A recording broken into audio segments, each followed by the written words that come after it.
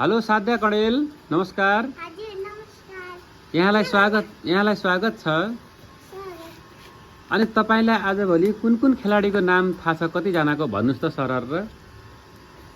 साम्बा रेखा मेरो favourite football खेलाडीको नाम। म आज फुटबल खेलाडीको भन्नु कति मजा आइरहेको, तर सोच समातेर भन्नुपर्छ। पहिला रेखा, अनि साम्बा। अलि ठुलो आवाजमा भन्नु होला। रेखा, साम्बा, एन्जिला, प्रीति राई।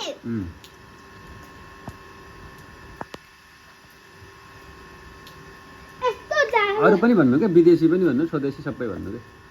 विराट कोहली। विराट कोहली पछि के भन्नु? रोहित शर्मा। रोहित शर्मा त हुन्छ नि। हुन्छ। रोहित शर्मा।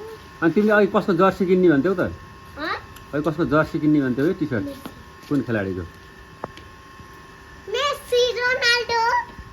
तिमीलाई मेसी मनपर्छ कि रोनाल्डो? मेसी। 1 नम्बरमा मेसी, 2 नम्बरमा रोनाल्डो हो। अनि त्यहाँबाट एम्बाप्पे। एम्बाप्पे नि मनपर्छ? पहिला माइला।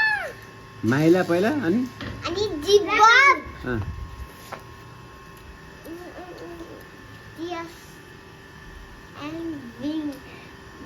मेसीको फ्यान हो तिमी? मेसीको फ्यान हो? BTS and Blackpink. ब्ल्याकपिङ्क पनि मनपर्छ, बीटीएस पनि मनपर्छ। बीटीएस को भनेको को हो? बाबा जस्तो राम्रो छ नि। सुगा। बीटीएस को सुगा हो? को हो सुगा? ल भन तिमीले भन, त्यही बसेर भन।